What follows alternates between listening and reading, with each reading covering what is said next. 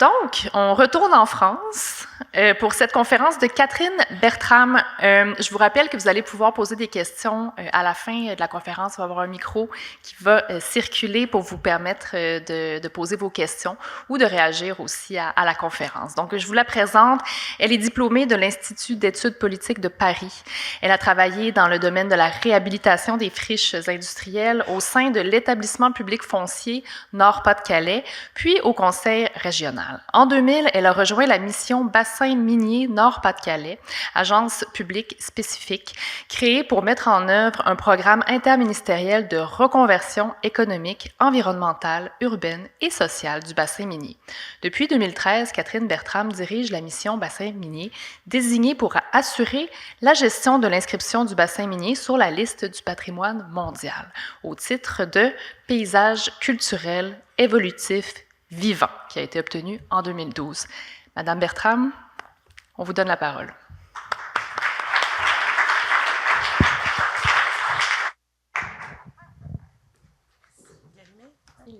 Merci beaucoup. Merci beaucoup.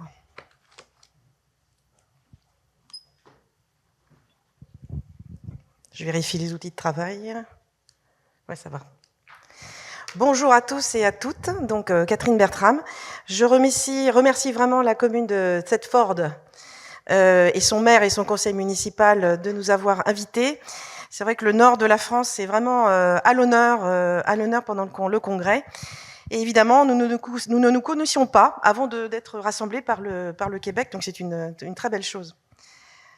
Donc, je vais vous parler plutôt d'une logique de territoire que de site, comme ce matin avec Antoine.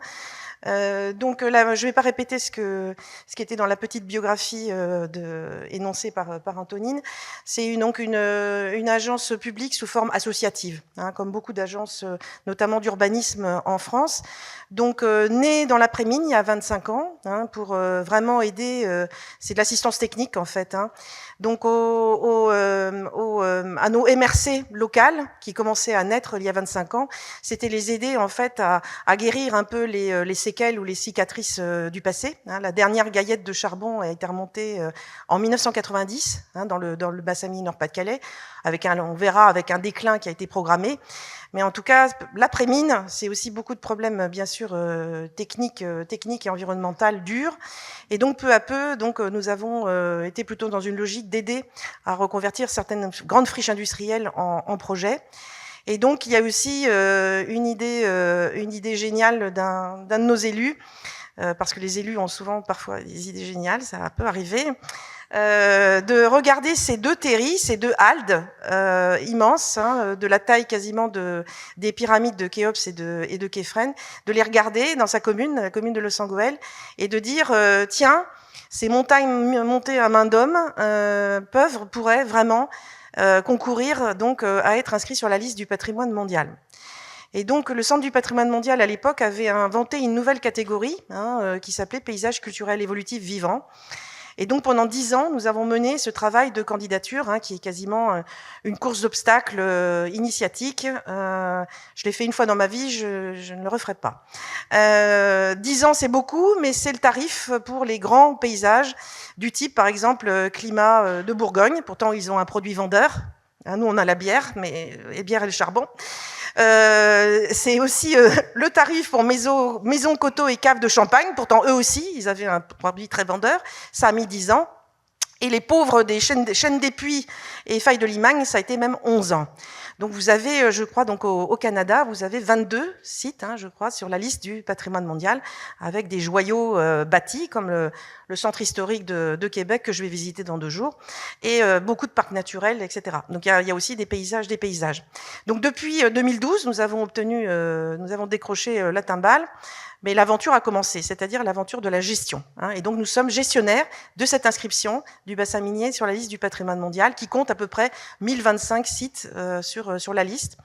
Et donc, quand je dis gestion, on n'est pas gestionnaire d'un site. Hein, nous ne sommes pas propriétaires d'une mine. Mais on gère l'inscription, c'est-à-dire pour un grand territoire, pour essayer qu'il soit protégé, préservé, mais aussi qu'il vive, puisque paysage culturel évolutif vivant, les mots sont importants. Donc on a été créé par l'État et la région, par décision interministérielle en 2000, donc ça fait 25 ans, et donc on est financé par l'État français, la région, j'évite un étage parce que sinon je vous endors, et les sept donc MRC locales, hein, ce qu'on appelle nous communautés d'agglomération ou de communes. Donc, où sommes-nous? Donc, une carte mondiale en haut, pour arriver à zoomer. Nous faisons partie, en fait, nous avons un petit tronçon de 120 km de long, complètement souterrain, d'un même bassin géologique, donc qui s'appelle le bassin Varisque, qui s'est formé il y a moins 300 millions d'années, et donc qui serpente sur la planète de façon souterraine ou à ciel ouvert, donc des Appalaches, donc à la Chine du Nord, avec évidemment une longue histoire européenne de l'exploitation du charbon et de la troisième révolution industrielle. Chez nous, ça a démarré presque il y a 300 ans, et ça s'est terminé en 1990. La première concession, c'est le roi Louis XV, hein, qui l'octroie, ça ne nous rajeunit pas. Et donc on est une espèce de banane noire au sud de l'île, donc l'île c'est Antoine. Hein, pour replacer un peu les gens. C'est à 20 km de l'île, mais ce sont des territoires qui sont très distincts quand même. Même si les filles des mines allaient travailler dans les usines de textile de la métropole, elles partaient en bus le matin et elles travaillaient dans les usines de textile, parce que Fifcaille c'est la sidérurgie, mais il y a aussi l'industrie textile, qui a été une grande industrie aussi dans le nord de la France. Donc on a eu 600 puits foncés, c'est ce que vous voyez les petits points. Certains n'ont pas donné lieu à extraction parce que le charbon n'était pas assez riche ou il n'y en avait pas assez. Mais donc ça a été vraiment une histoire qui s'est étalée sur 300 ans, avec évidemment 150 ans d'une exploitation folle liée bien sûr à la troisième révolution industrielle. Alors quand je vais en Chine, ils sont assez blasés parce que 2 milliards de tonnes extraits, bon, ça les... Bon, bah, hein, c'est maintenant qu'est-ce que c'est. Mais par contre, là où ils ouvrent quand même bien les yeux, c'est quand je leur explique qu'il y a 100 000 km de galeries sous le sol. C'est-à-dire 2 fois et demi le tour de la Terre. Donc là, ça impressionne un peu plus. Donc sur plusieurs niveaux. Notre charbon est donc très faillé, très profond. Il faut descendre à 1,2 km parfois. Donc beaucoup de main-d'œuvre est nécessaire. Donc il est devenu assez cher sur le marché d'ailleurs mondial, européen et mondial du charbon. Ce qui fait aussi que son déclin a été programmé. Nous avons eu un énorme impact des 2 guerres mondiales, hein, puisque vous le savez, l'énergie et la guerre sont puissamment liées. Hein. L'Ukraine nous le rappelle si on voulait l'oublier. Hein, on a eu beaucoup d'impact puisque la 14-18, dans le secteur de Lens, pas très loin du parc industriel de Palme que nous avons vu, il y avait juste 3 maisons qui étaient encore debout, tellement ça a été bombardé, les usines ont été détruites, les logements, tout a été reconstruit. Donc d'ailleurs, vous le savez, hein, guerre et mines sont liées puisque nous avons, j'ai beaucoup pensé à vous, hein, le mémorial canadien de Vimy, hein, et dans le bassin minier, le cimetière canadien de Saint-Va est dans le bassin minier. Hein. Donc, et Vimy, quand vous montez sur la colline de Vimy, vous avez une table d'orientation sur tout le bassin minier, c'est que vous voyez toutes les haldes, tous les terris. C'est une magnifique table d'orientation et c'est un endroit absolument extraordinaire. Si vous venez dans la région, d'ailleurs, vous êtes invités au passage. Donc, vous avez aussi un grand événement qui est la nationalisation en 1946. Hein, les 45 concessions qui avaient été concédées, donc il y a une nationalisation à la fin de la guerre pour créer en fait les houillères du bassin du Nord et du Pas-de-Calais, hein, gérées par un établissement public, donc Charbonnage de France. Donc là, c'est vraiment pour vous montrer ce que c'est un peu, j'ai envie un peu d'appeler ça l'empire. Hein. Sans caricaturer, vous naissiez dans une clinique des mines. Vous travailliez à la mine, vous alliez à la coopérative acheter des produits qui appartenaient à la mine, l'église appartenait à la compagnie des mines, le curé avant 1905 était payé par les houillères, donc il prêchait la très bonne parole, c'est-à-dire de dire devenez des bons ouvriers. N'allez pas au café, parce qu'au café, on entend des choses comme des pensées un peu syndicalistes. Hein, relisez Germinal, qui est le grand livre. Donc il y avait vraiment, et c'est vraiment marquant parce que une sociologue que je connais a travaillé sur, puisqu'en fait aussi un grand fait majeur, c'était les harmonies fanfares, hein, les brass bands. On en a partout, beaucoup dans les pays miniers de charbon. Et donc, dans les écoles de musique, donc possédées par les compagnies des mines, il était connu que, en fait, on avait un nombre limité d'instruments. Donc pour apprendre à la musique, hein, c'est très très présent encore dans la culture locale. Par contre, vous n'aviez pas le droit de composer. C'est que la création, hein, qui est quand même un peu une évasion de l'esprit, était interdite. Hein, c'était du moins à l'école. Hein. Et donc on vous apprenait à être des bons exécutants, même à l'école de musique. Hein. Donc vous avez, quand je dis l'inventaire des propriétés des houillères, c'est vraiment, ça vous donne le pic maximal, puisque vous avez le déclin qui a été programmé dès la fin des années 50, hein, dans l'ouest du bassin minier, puisqu'en fait le choix du nucléaire en 1960, hein, le fait aussi qu'avec la CECA, donc tout ce qui était mis en commun du charbon et de l'acier après la guerre avec l'Allemagne, l'européanisation puis la mondialisation du marché du charbon a montré que notre charbon n'était plus rentable et très cher. Donc il y a eu des plans quinquennaux, hein, donc par le gouvernement, puisque imaginez-vous quand même, hein, nous ne sommes pas en État fédéral. Avant 1983, l'État français, hein, est l'aménageur et le développeur du territoire. Ça, il faut l'entendre.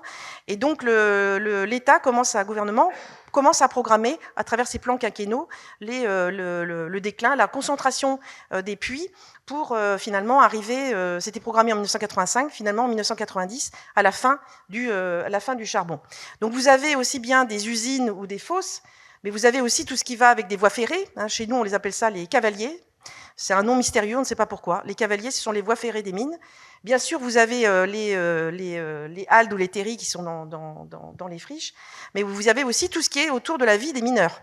Hein, puisque la compétition entre les concessions était féroce, parce que nous avions, comme vous ici, un manque de main-d'œuvre. Et donc les premiers paysans mineurs, hein, on a même eu des paysans de Charleroi, de Belgique, qui sont venus travailler. On a dû faire venir beaucoup de mineurs de partout. Donc quelque part, le bassin minier, c'est un creuset. Il y a 29 nationalités qui sont venus travailler chez nous. Hein. Donc vous avez, avant quand on avait le beau timbre téléphonique, il y avait la moitié des noms qui avaient des consonances polonaises ou italiennes. Et la dernière vague d'immigration, ça a été donc dans le Maghreb, hein, Maroc, Algérie, dans les dernières phases de la mine. Donc tout ce qui était équipement, donc c'était le paternalisme, hein, installer un stade. Hein, ceux qui sont fans de foot, ce que je ne suis pas, mais je suis obligée de le dire. Hein, le Racing Club de Lens, c'est un grand club, un peu des ambiances un peu Manchester, si vous voulez. On a ça en France. C'est vraiment un cœur battant. Le grand stade de Lens, le Racing Club de Lens, c'est la compagnie des mines qui l'a bâti.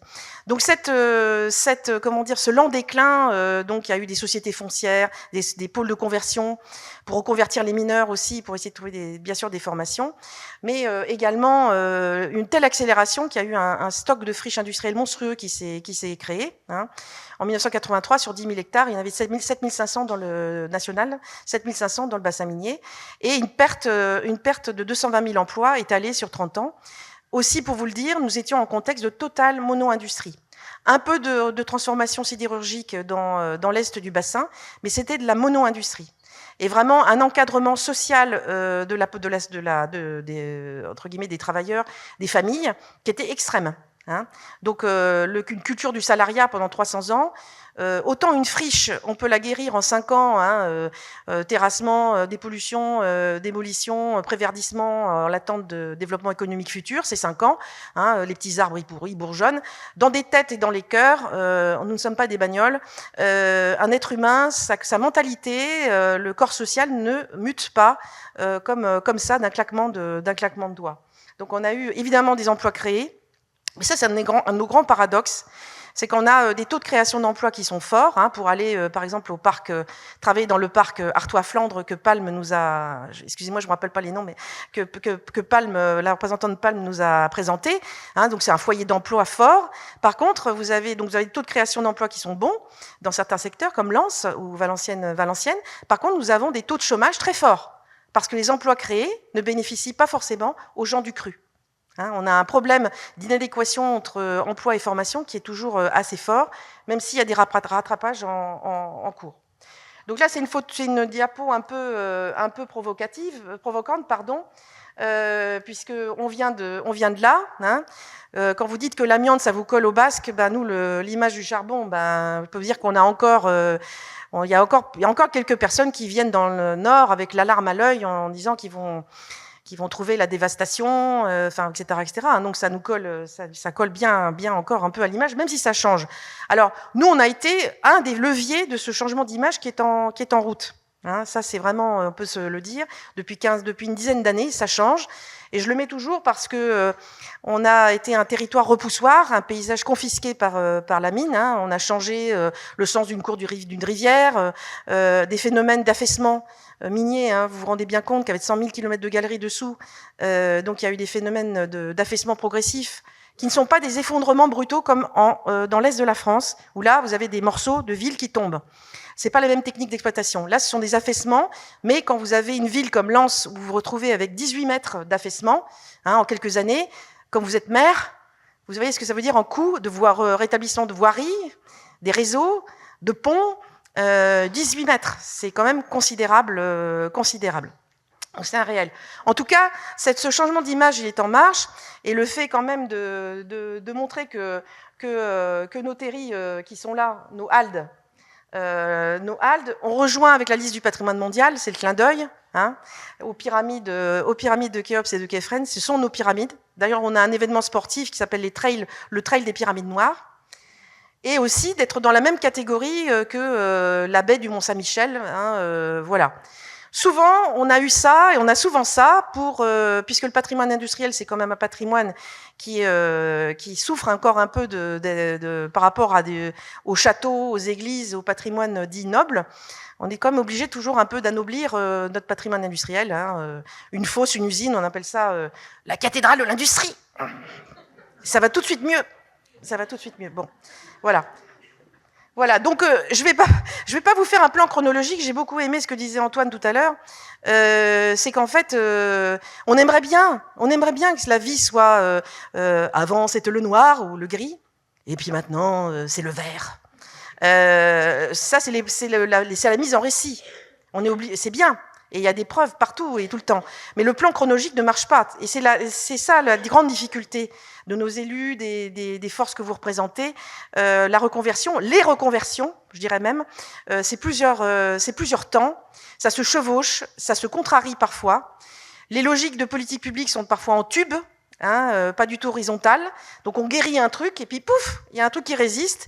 Et il va falloir changer le bateau, là, le paquebot, et ça met des fois 5 à 10 ans, et voilà. Donc c'est une grosse difficulté.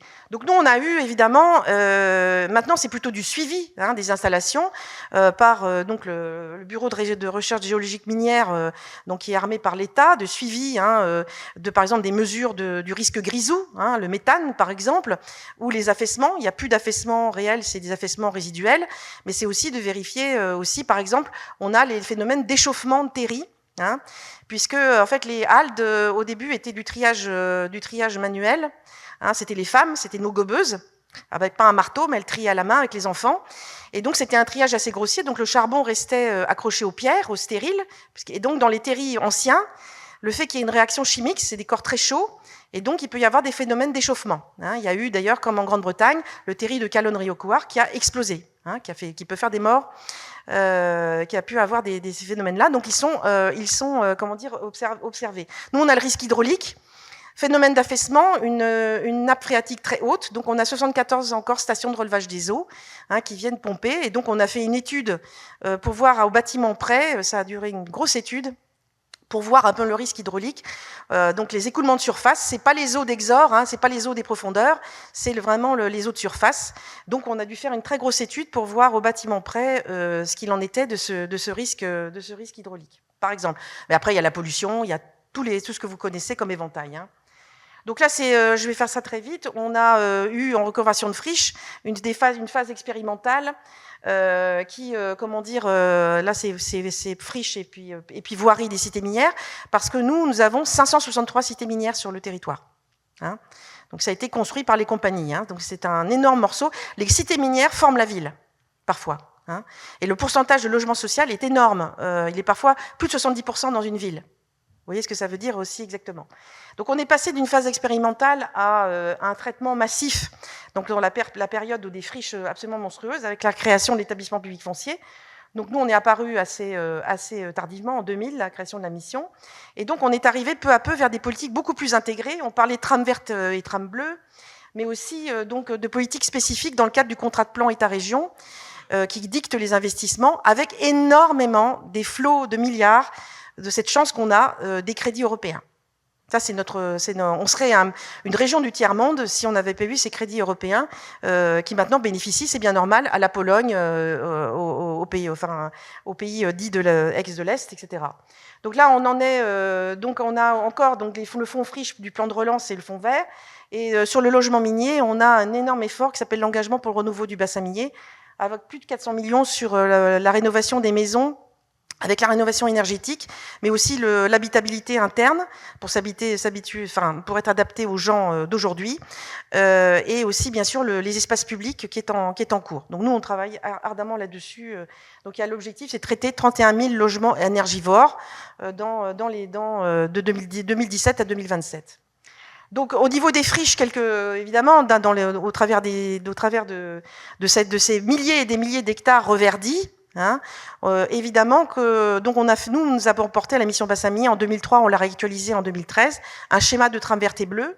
Donc il a mis en synergie donc les cavaliers, donc les anciennes voies ferrées qui serpentaient dans tout le bassin, comme dans la Ruhr en Allemagne, 600 km qu'on a cartographiés. Et donc certains sont devenus des supports donc de sentiers pédestres et cyclotouristiques, et aussi d'avoir des grands pôles majeurs, donc comme la coquerie de Drocourt, donc 160 hectares qu'on a reconvertis. On a aidé l'agglomération, la MRC d'Hénin-Carvin, pour faire le parc des îles.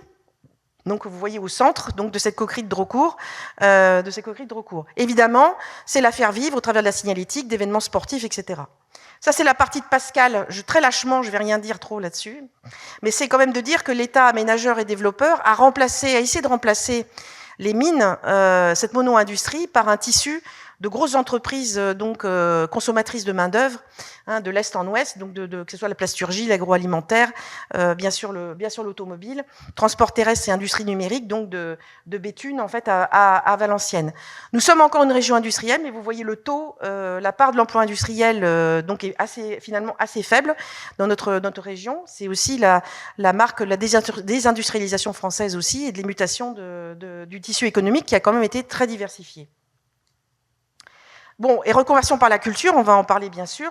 Nous avons eu la chance, donc c'était un grand acte de l'État de décentralisation culturelle, d'avoir l'accueil donc du musée du Louvre. Alors vous allez à Paris, puis vous venez à Lens tout de suite, pour voir le musée du Louvre-Lens, qui a été construit sur un puits, sur le Fosse Neuf, donc au milieu des cités minières, bâti par une agence japonaise Sana, Prisker, et donc depuis son ouverture, on a 6 millions de visiteurs et pas mal de résultats en matière de retombées. Donc c'est aussi ça, un énorme levier de changement d'image, c'est clair. Donc avec la troisième révolution industrielle, donc on part du charbon et de l'énergie électrique. C'est ce que Pascal va un peu faire une allusion. C'est la troisième révolution industrielle, le master plan qu'a porté la région, l'État et l'ensemble des acteurs pour faire des énergies renouvelables et donc des technologies Internet pour en faire un fil rouge de mutation, de la mobilité, des filières du bâtiment. C'est un gigantesque chantier qui est en cours. Donc nous là-dedans, le bassin minier patrimoine mondial, comme ça a duré de 2002 à 2012, on est venu finalement percuter, enrichir, alimenter tout ce que vous avez vu avant, et c'est vraiment devenu un accélérateur et un activateur de cette logique. Alors les objectifs, c'est quand même de rendre hommage aux hommes et aux femmes du bassin minier, parce que 300 ans d'histoire, c'est important de ne pas l'oublier et de le faire, de l'honorer. C'était aussi un grand activateur de changement de regard qui était en marche, et ça a vraiment activé, puisque en fait nos haldes, finalement, qui étaient vus comme des tas, des tas de stériles et de pierres, finalement, avec le temps, c'est devenu des réservoirs de biodiversité. Il y a dû y avoir des naturalistes et des écologistes qui ont découvert des espèces donc d'insectes, de tritons bleus, d'oiseaux qui sont venus nicher, et aussi d'orchidées, Les gens font du sport, enfin dessus, etc. Donc ça a été approprié. Et donc quand Terry Lessa, qui était une des sociétés spécialisées de ce holding qui était l'Empire de Charbonnage de France, a voulu commencer à raser, à exploiter tous les terris, beaucoup ont été exploités, hein. Certains a touché à certains terris emblématiques, il y a eu une levée de bouclier de la population. Touche pas à mon terri, c'est ma montagne à moi, c'est là où j'ai fait mon premier bisou, c'est là où j'ai chassé, hein, parce que c'est aussi de la chasse, c'est aussi le petit raccourci pour aller à l'école. On est en plat pays, comme dit Jacques Brel. Ce sont nos montagnes à nous. Donc finalement, il y a une charte des terris, il y a eu évidemment de l'exploitation. Il y en a encore 2 qui sont en concession, parce que le schiste noir et le schiste rouge ont beaucoup de valeur, hein. La voie ferrée qui vous amène de Lille à Paris, c'est sur du schiste des terris. On en a encore à peu près des 150, mais c'est vraiment le changement de regard sur nos terris, sur nos haldes, à tel point qu'on a monté un dossier, donc qui a mis 6 ans, hein, parce que nous on fait des dossiers pas du tout rentables pour le privé, hein. Soit ils mettent la clé sous la porte, soit ils sont morts. Donc on fait des terris, voilà. Donc 6 ans pour ce dossier c'est pour ma petite hymne au service public aussi. Par rapport au trumpisme, enfin bon. Donc on a réussi à le faire. C'est un site classé, loi 1930. C'est du point de vue du paysage la plus haute distinction du paysage français. Hein. Donc c'est tous les grands paysages français. On en fait partie. Donc 78 terris forment la chaîne des terris, hein, du nord de la France. Comme vous aurez la chaîne des Haldes, peut-être. Bon. Ça, c'est notre élu favori, hein, celui qui a eu cette idée folle, qui a dit ça lorsque l'on a eu le sacre. Ça me paraît tellement loin, c'était à Saint-Pétersbourg, je suis pas prête d'y retourner, en 30 juin 2012. Ici, les paysages ne sont pas faits de granit rose, de mer limpide ou de sommets aux nages éternelles. Ici, l'homme a creusé, extrait, construit des montagnes. Et l'idée même que l'histoire des mineurs vaut celle des rois change tout. Ça, les Chinois adorent, ils font comme ça. Mais nous aussi, on aime bien. Donc, en fait, on est en paysage culturel évolutif vivant qui dit tout par les termes. Donc, on est vraiment une lecture pure du charbon sur 3 siècles, hein, puisque c'était en mono-industrie. Et vivant, bien sûr, parce qu'on est en territoire habité. Il y a 1,1 million d'habitants. Hein. Alors quand on dit oui, UNESCO, ça va mettre le territoire sous cloche, c'est pas vrai. Ça tiendrait pas depuis 12 ans, c'est pas vrai. C'est trouver des compromis et voir comment on peut juste prononcer les mots parfois d'excellence, de paysage. Voilà, c'est vraiment ça. Donc on a été choisi au travers de trois critères, notamment celle de la catastrophe dite de Courrières 1906, hein, donc avec 1099 morts. En quelques secondes, hein, à cause d'un coup de grisou. Donc ça a été une grande catastrophe répertoriée au plan mondial. Je peux vous assurer, quand on a des délégations de Chinois ou d'Indiens, on sait qu'il y a 5000 morts par an dans leurs mines privées. La sécurité dans les mines, c'est un vrai problème. Ils le savent bien, ils le nient pas du tout. Hein. Donc, à l'époque, pas de GPS pour se retrouver. On a eu 13 rescapés qui ont mis 3 semaines à remonter. En mangeant du cheval mort et de remonter à la surface comme des fantômes. Donc c'est quand même un grand événement. Donc voilà, donc ça c'est le fun. Donc voilà. Et donc l'universalité, c'est parce que l'industrialisation, c'est un de nos grandes mutations et un élément majeur de l'humanité. Le charbon en est une des expressions. Et donc je vous mets juste ce qui est les mineurs de Shikuo au Japon et les nôtres. Et ben vous voyez que l'universalité, il n'y a pas besoin de beaucoup de paroles pour le montrer. Par contre, pour être sur la liste du patrimoine mondial, il faut être universel et exceptionnel. Universel, la mine est partout, mais exceptionnel, c'est qu'est-ce qu'on a. Donc on a été qualifié d'exceptionnel par la représentativité de notre patrimoine sur le segment d'histoire que nous représentions. C'est le charbon aussi. Et donc, il a fallu mener 10 ans d'études et d'inventaire pour répertorier, à partir des 1300 vestiges que nous avions, 353 éléments qui sont venus. Donc, d'abord, on a fait les inventaires, donc c'est en dessous la typologie des différents éléments, qu'on a trié progressivement pour voir ce qui s'agglomérait pour faire des quartiers. Et finalement, après, faire des grands paysages, des paysages. Donc, ça a été passé au crible de la liturgie initienne, intégrité, authenticité, et nous, évolutivité, parce que ça, c'est notre problème. Alors, évidemment, c'est aussi, toujours à l'honneur, le patrimoine culturel, même si on est en bien matériel, hein, c'est la Convention du patrimoine mondial matériel, c'est aussi un bien culturel, Hein, on n'est pas un bien mixte, comme vous avez aussi au Canada, c'est un bien culturel, mais c'est aussi sous-tendu par toute cette histoire sociale, bien sûr aussi des vagues d'immigration et de culture. Donc voilà notre périmètre, qui est un peu en peau de léopard. En rouge, c'est ce qui est inscrit sur la liste du patrimoine mondial, les 353 éléments dont je parlais. Mais vous avez l'orangé, qui est la zone tampon, qui donne une zone de cohérence paysagère. Hein. Donc là, comment dire, donc vous avez vraiment tous les catégories qui sont représentatives. Et donc, normalement, ça marche ou pas? Je vois pas. Bon. En fait, ça peut marcher. Là, je suis trop petite. Vous voyez la tâche là, le parc Artois-Flandre, pour vous montrer qu'on n'est pas sous cloche, il est au-dessus de cet élément-là, patrimoine mondial. Hein, donc ça n'a aucun, il y a de l'activité, je vous rassure. Hein, on n'est pas, voilà, c'est pas une espèce de paysage sous cloche. Le petit cercle, c'est ça. Donc c'est le micro-paysage dont je parlais, avec les éléments constitutifs, aussi bien d'hôtels de ville, de cités minières. Hein. On a la cité Bruno, donc la cité Bruno de Dourges, qui est la première cité-jardin continentale après celle de Howard en Grande-Bretagne. Point de vue de l'histoire de l'architecture, c'est très important. On a les terris, donc les haldes, et bien sûr, on a la grande fosse de Wany qui est là. Donc si vous venez me voir, je suis le seigneur du château, là, je suis là, c'est mon bureau, là. Voilà. Et c'est ce que je vois de ma fenêtre, cette belle halle, là, de terris. Donc chaque jour, je suis heureuse d'y aller, c'est tellement beau. Donc pour que ça marche, on a évidemment dû et prouver à l'UNESCO, prouver au Centre du patrimoine mondial, qu'on allait savoir gérer ce paysage culturel évolutif vivant. Donc de mettre en synergie finalement, en dire qu'on pouvait garder l'intégrité et l'authenticité de ces éléments repérés avec l'évolutivité. Donc c'est un élément, un tissage fin entre des éléments de réglementation, hein, très fortes, notamment bien sûr les monuments historiques chez nous, hein, mais aussi sites classés, on l'a dit, loi 1930 sur les paysages par exemple, sur la protection et la planification, et on a bien sûr la contractualisation. On peut pas tout régler par décret, hein, sinon ça marche pas. Il faut aussi qu'il y ait des volontaires et de la contractualisation à tous les niveaux, et aussi de mettre en synergie des politiques d'intervention européennes, des crédits, bien sûr, nationales, politiques régionales jusqu'au local.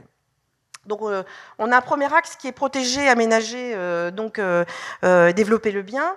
Là, c'est pour vous montrer, ça c'est le millefeuille, c'est pour les directeurs d'urbanisme. Là, il est où, Luc? Pour lui donner la mal à la tête. On a 89 communes dans le périmètre, donc c'est 89 plans locaux d'urbanisme. Il y a des schémas directeurs des MRC, hein, on en a 7. Donc on a des schémas directeurs qui se déclinent dans les plans locaux d'urbanisme. C'est comment on insère les mêmes articles dans les schémas directeurs des MRC pour que ça puisse un peu infuser dans les plans locaux d'urbanisme.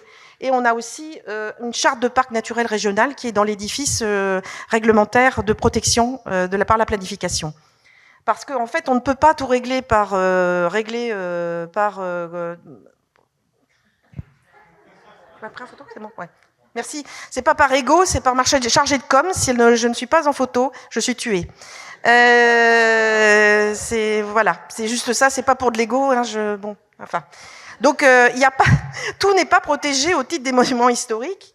Loin de là. Donc, les documents de planification, c'est essentiel pour nous, hein, de travailler aussi pour essayer de faire cela. La rénovation des cités minières, nous en avons 563, dont 124 dans le périmètre. Donc c'est comment on fait évoluer ce logement minier qui n'a jamais cessé d'évoluer, de toute façon, UNESCO ou pas. Sinon, on aurait comme chez ma vieille tante les toilettes au fond du jardin et pas le chauffage central.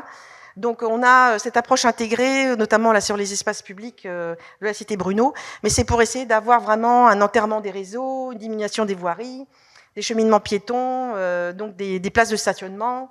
Ça, c'est pour un gros problème, les problèmes de places de stationnement, parce que même si on a des bus à haut niveau de service et un peu de tram, les gens utilisent beaucoup la voiture. Et nous, on a quand même le syndrome, c'est-à-dire voir ma voiture, même pas du salon, mais de la salle de bain. Donc, quand vous dites, si vous êtes un peu trop bobo de centre-ville de Lille en disant mais votre parking va être déporté de quelques 100 mètres, qu'est-ce que c'est à pied pour récupérer votre voiture? Eh ben, c'est difficile. Hein, c'est difficile. Donc là, c'est aussi un très bel, un des joyaux un des derniers qu'on ait de Coron, donc en bande. Donc c'est vraiment une cité de la Parisienne à Drocourt. Et aussi, ça c'est une vraie question. Quand on dit protéger, c'est la question des paysages. Donc on a un ministère de l'environnement.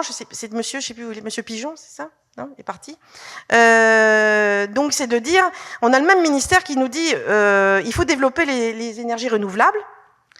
Mais, comment dire, si vous êtes en périmètre UNESCO, vous risquez de bousiller le paysage. Alors quand vous êtes là, vous vous dites comment je fais. Ça s'appelle les injonctions contradictoires. Hein. Donc, j'ai posé la question à une grande chef, là, sous-directrice au cadre de vie dans le ministère, et puis je dis qu'est-ce que je fais? Et elle me dit il faut inventer, Catherine. Donc on invente. Hein. Donc on a énormément bien sûr de pression sur les éoliennes. Moi personnellement j'aime bien. J'ai bien aimé votre paysage avec des éoliennes, là, avec les haldes. Je trouve que ça fait vraiment le paysage d'avant, pendant et après. Moi, j'aime bien. Ça concentre, mais bon, au sens quand même qu'au niveau de la covisibilité ou de comment on implante les éoliennes. C'est surtout ça. Parce que c'est le western. C'est le Far West, en ce moment, l'implantation d'éoliennes. Donc, on a fait un gros travail de mesure des impacts, donc des parcs éoliens sur les méthaniseurs sur le paysage, pour réfléchir avec les MRC, aux communes, comment on les implante. Hein, ça c'est vraiment, mais c'est pas une étude qui est réglementaire, donc ça fait pas peur aux élus. Mais en tout cas, c'est pour leur donner les idées, pour dire tiens comment j'implante ou comment j'essaie de quand même de réguler ça. Donc la schéma de tram verte et bleu a fait des petits. Donc on a des schémas de chaîne, par exemple la chaîne des parcs, avec un grand nom du paysagiste qui s'appelle Michel Desvignes, qui est venu faire des unités opérationnelles des parcs urbains en chaîne pour venir vraiment faire une chaîne des lieux, des usages, avec le vélo, hein, très important, très important.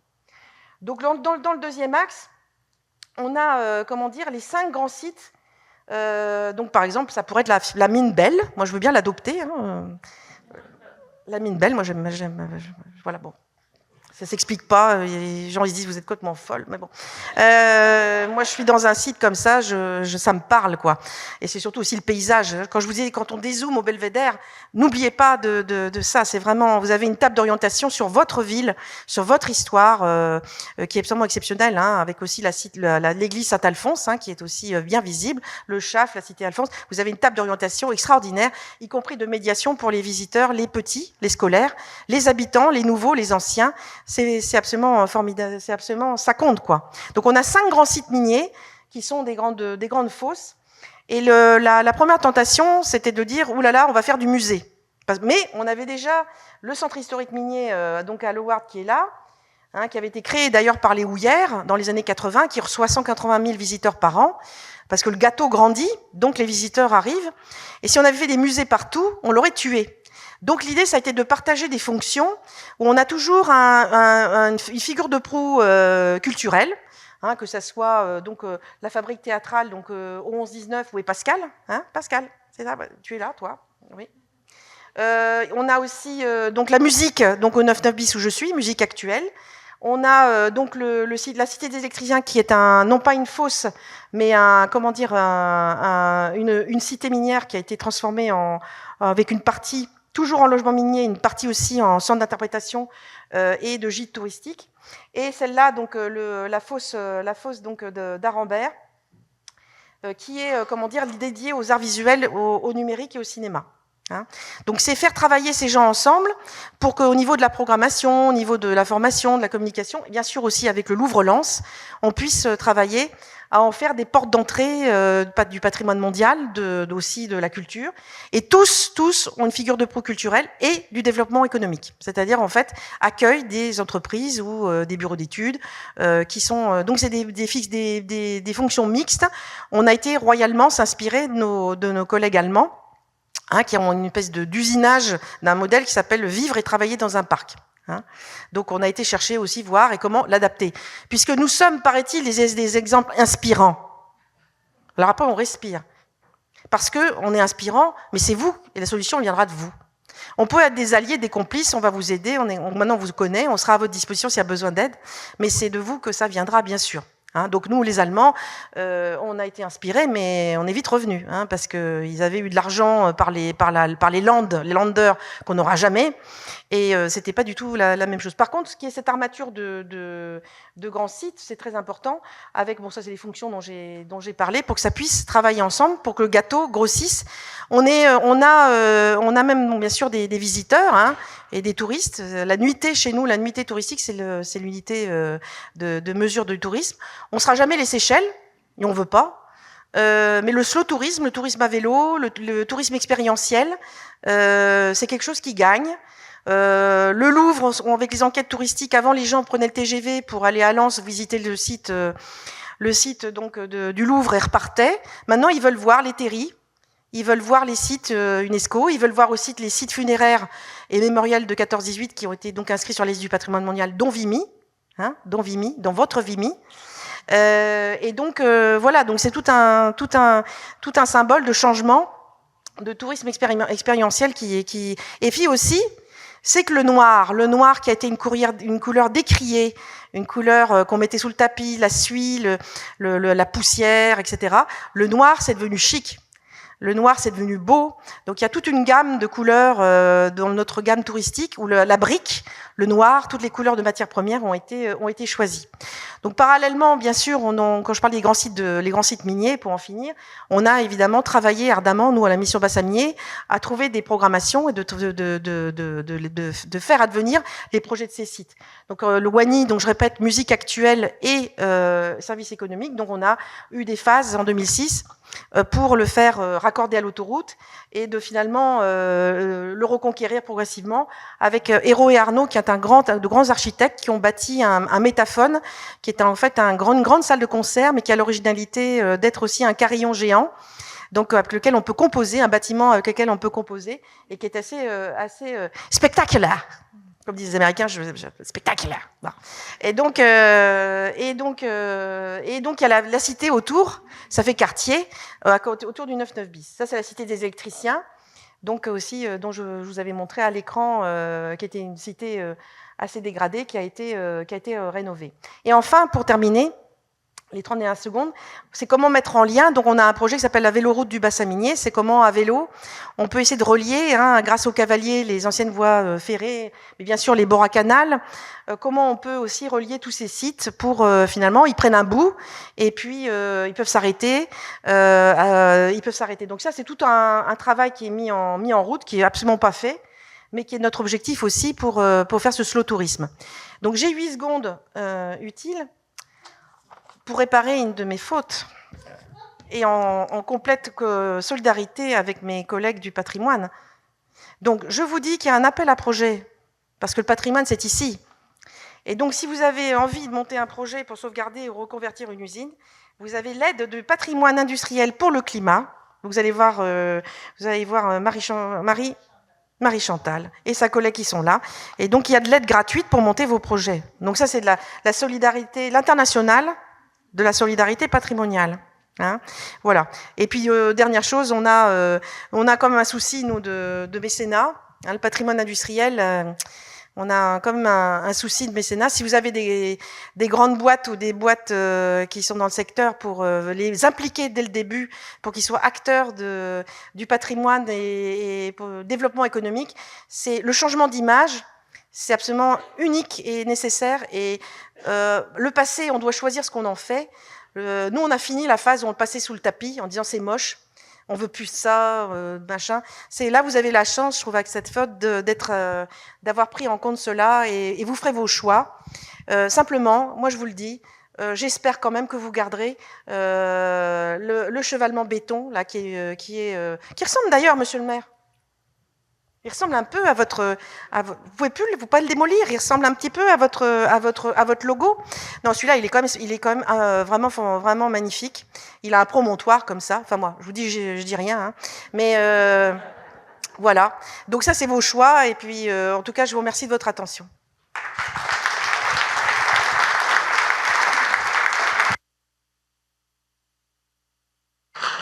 On a du temps pour une ou deux questions. Merci beaucoup.